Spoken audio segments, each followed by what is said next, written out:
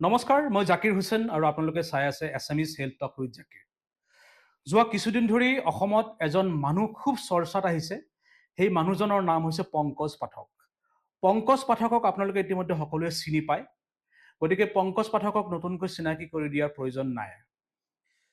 পংকজ পাঠকে যোৱা প্ৰায় কিছুমাহ ধৰি অসমৰ চাৰিওফালে বিশেষকৈ বিভিন্ন গাঁৱে ভূঞে চহৰে নগৰে ঘূৰি পকি তেখেতে এটা কেম্পেইন চলাই গৈ আছে। বিশেষকৈ যিসকলৰ চুলি সৰা সমস্যা বা টকলা হৈ গৈছে, টকলা হৈ যোৱাৰ সমস্যাত ভুগিছে, সেইসকল মানুহৰ হেনো নতুনকৈ চুলি গজাই দিব বুলি তেখেতে দাবী কৰিছে। পংকজ পাঠকে হেনো এনে কিছুমান মেডিচিন আৱিষ্কাৰ কৰিছে, সেয়া তেলেই হওক বা মেডিচিনেই হওক, যিয়েই নহওক, তেখেতে দাবী কৰিছে যে এই মেডিচিনৰ সহায়েৰে যিসকল মানুহ টকলা সেইসকল মানুহৰ মূৰত তেখেতে চুলি গজাই দিব বুলি ইতিমধ্যে দাবী কৰিছে। ভিডিঅ'ৰ মূল বিষয়টোলৈ যোৱাৰ আগতে মই আপোনালোকক এটা কথা জনাই থওঁ যে পংকজ পাঠকৰ সৈতে মোৰ কোনো ব্যক্তিগত কোনো শত্ৰুতা নাই। পংকজ পাঠকক মই কেতিয়াও লগো পোৱা নাই। সেইকাৰণে এই ভিডিঅ'টো আচলতে পংকজ পাঠকক উদ্দেশ্য কৰি পংকজ পাঠকক হেয় প্ৰতিপন্ন কৰাৰ কাৰণে মই বনোৱা নাই। আচলতে কথাটো হ'ল যে এই চুলি সৰা সমস্যা বা টকলা হোৱাৰ সমস্যাৰ লগত পংকজ পাঠকৰ যি বিধান আৰু বিজ্ঞানে কি কয়, এই দুয়োটাৰ মাজত কিবা যোগসূত্ৰ আছেনে নাই, এই সকলোবিলাক কথা এই ভিডিঅ'ৰ যোগেদি মই আলোচনা কৰিম। আশা কৰোঁ এই ভিডিঅ'টো চাই আপোনালোকৰ যি চুলি সৰা সমস্যা বা টকলা হোৱাৰ সমস্যা, যি আপোনালোকৰ মাজত যি এটা কনফিউশ্যন আছে, সেই কনফিউশ্যনটো দূৰ হ'ব বুলি মই এই ভিডিঅ'টো আপোনালোকৰ কাৰণে প্ৰস্তুত কৰিবলৈ গৈ আছোঁ। গতিকে বলক ভিডিঅ'টো আৰম্ভ কৰোঁ।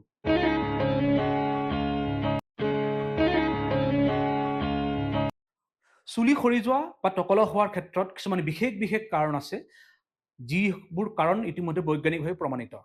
আৰু এই কাৰণসমূহৰ ভিতৰত আটাইতকৈ যি গুৰুত্বপূৰ্ণ কাৰণটো হৈছে জেনেটিক্স বা বংশগত কাৰণ, যাক বৈজ্ঞানিক ভাষাত এণ্ড্ৰজেনেটিক এল'পেচিয়া বুলি কোৱা হয়। যদিহে আপোনাৰ বংশত টকলা মানুহ আছে বা যুগ যুগ ধৰি চুলি সৰা সমস্যা বা টকলা হৈ যোৱাৰ সমস্যাত আপোনাৰ বংশ মানুহে ভুগি আছে, তেতিয়াহ'লে আপুনি মনত ৰাখিব, আপুনি যিমানে ট্ৰিটমেণ্ট নকৰক কিয় আপুনি এটা সময়ত টকলা হ'বই লাগিব।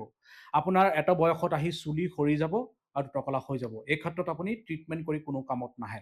হয়, এটা পদ্ধতি অৱলম্বন কৰি আপুনি আপোনাৰ মূৰত অলপমান চুলি গজাব পাৰে, সেইটো হৈছে হেয়াৰ ট্ৰান্সপ্লাণ্ট। মানে যদি আপোনাৰ মূৰৰ পিছফালে কিছু চুলি থাকে, সেই চুলিসমূহ আপুনি হেয়াৰ ট্ৰান্সপ্লাণ্টৰ জৰিয়তে সন্মুখত অলপ গজাব পাৰে, কিন্তু এইটো কিন্তু 100% আপোনাৰ মূৰত চুলি গজাব নোৱাৰে। 2 নম্বৰ কাৰণটো হৈছে হৰম'নেল চেঞ্জেছ। হৰম'নেল ইমবেলেঞ্চৰ কাৰণে কেতিয়াবা আপোনাৰ মূৰৰ পৰা চুলি সৰি যায়। বিশেষকৈ পুৰুষৰ ক্ষেত্ৰত ডিহাইড্ৰটেষ্টষ্টেৰন হৰম'ন বৃদ্ধি পায়। তেনেকুৱা ক্ষেত্ৰত পুৰুষসকলৰ মাজত কিন্তু চুলি সৰাৰ সমস্যা খুব বেছি বাঢ়ি যায়। লগতে পুৰুষৰ ক্ষেত্ৰত বয়স বাঢ়ি অহাৰ লগে লগে এই চুলি সৰাৰ সমস্যা বাঢ়ি যায়।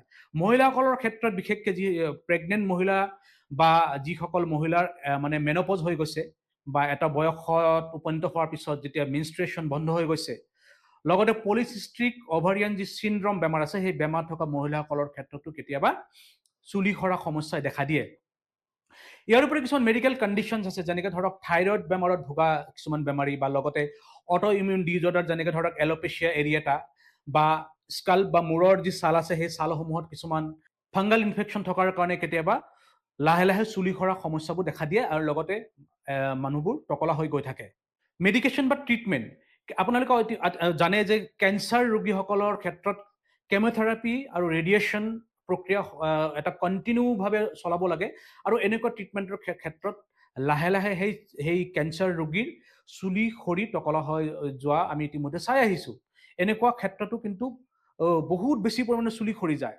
লগতে কিছুমান ধৰক যেনেকৈ হাই বিপি, যিসকলৰ হাই ব্লাড প্ৰেছাৰ আছে, বা তেনেকুৱা ধৰক আৰ্থ্ৰাইটিছ, ডিপ্ৰেশ্যনৰ সমস্যাত ভোগা, বা যেনেকৈ ধৰক হাৰ্টৰ সমস্যাত ভোগা কিছুমান ৰোগী আছে, এইসকলৰ ক্ষেত্ৰতো কিন্তু চুলি সৰাৰ সমস্যা দেখা যায়।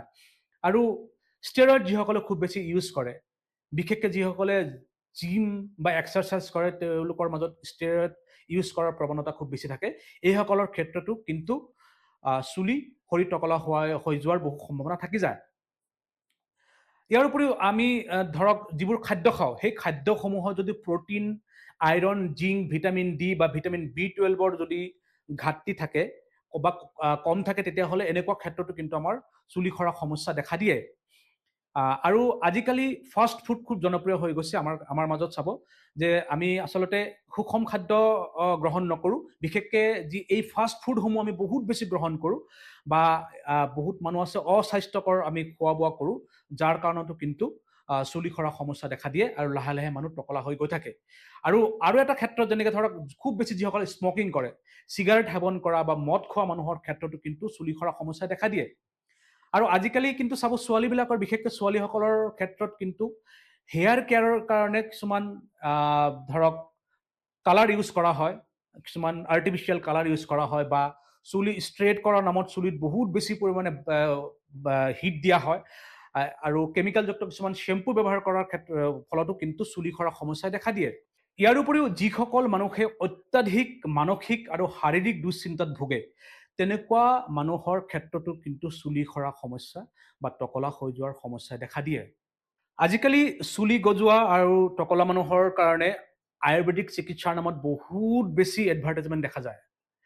বিভিন্ন কোম্পানীয়ে বিভিন্ন তেল লৈ আহিছে বা অইল লৈ আহিছে, তেওঁলোকে দাবী কৰে যে তেখেতসকলৰ তেল ব্যৱহাৰ কৰিলে যিসকল টকলা আছে সেইসকলৰ চুলি গজি যাব, যিসকলৰ চুলি সৰা সমস্যা আছে সেইসকলৰ চুলি সৰা সমস্যা সমাধান হ'ব। কিন্তু তেল ব্যৱহাৰ কৰি জানো আপোনালোকে এই যি ধৰক মেডিকেল সমস্যাবোৰ ইতিমধ্যে আলোচনা কৰিছে, সেই সমস্যাসমূহ আপোনালোকে সমাধান কৰিব পাৰিব?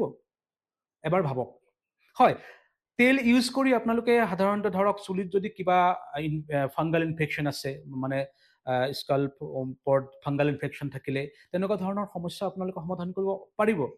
লগতে ধৰক যিসকলে ৰেগুলাৰ তেল ইউজ কৰে সেইসকলৰ ক্ষেত্ৰত যে আমাৰ মূৰৰ যি ছাল আছে সেই ছালত ব্লাড চাৰ্কুলেশ্যন ভাল হয়, যাৰ ফলত কিছুমান যি হেয়াৰ ফলিকল আছে সেই হেয়াৰ ফলিকলসমূহ ফুলি যায় আৰু কিছু পৰিমাণে আমাৰ চুলি গ্ৰ'থ হয়, সেইটো আমি নুই কৰিব নোৱাৰোঁ। কিন্তু যিমান মেডিকেল সমস্যাৰ কাৰণে চুলি সৰা বা টকলা হৈ যোৱাৰ সমস্যা হয়, সেই সমস্যাসমূহৰ ক্ষেত্ৰত অইল বা তেলে জানো কিবা কাম কৰিব? গতিকে পংকজ পাঠক ডাঙৰীয়াৰ ওচৰত মোৰ কেইটামান প্ৰশ্ন। গোটেই অসমৰ পৰা ইতিমধ্যে আপোনাৰ ওচৰত টকলা মানুহবোৰ ভিৰ কৰিছে, গতিকে এই মানুহৰ ক্ষেত্ৰত আপুনি ট্ৰিটমেণ্টবোৰ কেনেকৈ কৰিব? কোনজন মানুহৰ কি সমস্যা হৈ আছে, কেনেকুৱা ধৰণৰ মেডিকেল সমস্যা হৈ আছে, সেই সমস্যাসমূহ আপুনি কেনেকৈ বিচাৰি উলিয়াব? এজন মানুহৰ যদি জেনেটিক সমস্যা থাকে, যদি বংশগত কাৰণত যদি আপোনাৰ টকলা হৈ গৈছে বা চুলি সৰা সমস্যা আছে, সেই মানুহজনৰ ক্ষেত্ৰত আপুনি ট্ৰিটমেণ্ট কেনেকৈ কৰিব?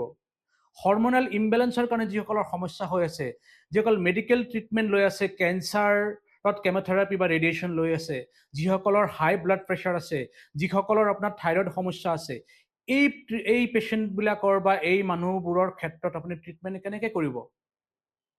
আপোনাৰ তেল বা আপোনাৰ যি মেডিচিন, সেই মেডিচিনে জানো এইসকলৰ সমস্যা সমাধান কৰিব পাৰিব? চাওক, টকলা মানুহৰ যি আৱেগ, সেই আৱেগ আমি বুজি পাওঁ। সেইকাৰণে এই ভিডিঅ'ৰ জৰিয়তে মই কাকো মনত দুখ দিবৰ কাৰণে ভিডিঅ'টো মই বনোৱা নাই। এই ধৰণৰ যিমান চুলি সৰা বা টকলা হোৱাৰ সমস্যাৰ কথা ইতিমধ্যে মই আলোচনা কৰিছোঁ, আপোনালোকে এবাৰ বিবেচনা কৰক। এই সমস্যাবোৰ সমাধানৰ কাৰণে আপুনি কোনোবা আয়ুৰ্বেদিক তেল ব্যৱহাৰ কৰিলে সমাধান নাপায়। তাৰ কাৰণে আপুনি কোনোবা কোৱালিফাইড এজন ভাল চিকিৎসক বা ডাৰ্মাটলজিষ্ট দেখুৱাব লাগিব, তেতিয়াহে আপোনাৰ এই সমস্যা সমাধান হ'ব। আশা কৰোঁ এই ভিডিঅ'টো চাই আপোনালোকে বিবেচনা কৰিব যে আপোনালোকে পংকজ পাঠকৰ বিধান ল'ব নে বিজ্ঞানৰ বিধান ল'ব। শেষত ভিডিঅ'টো যদিহে ভাল লাগিছে তেতিয়াহ'লে ছাবস্ক্ৰাইব কৰিবলৈ নাপাহৰিব মোৰ চেনেলটো, লগতে ভিডিঅ'টো শ্বেয়াৰ, লাইক কৰিবলৈ নাপাহৰিব। আজিলৈ এইখিনিতে সামৰিছোঁ। Thank you so' much.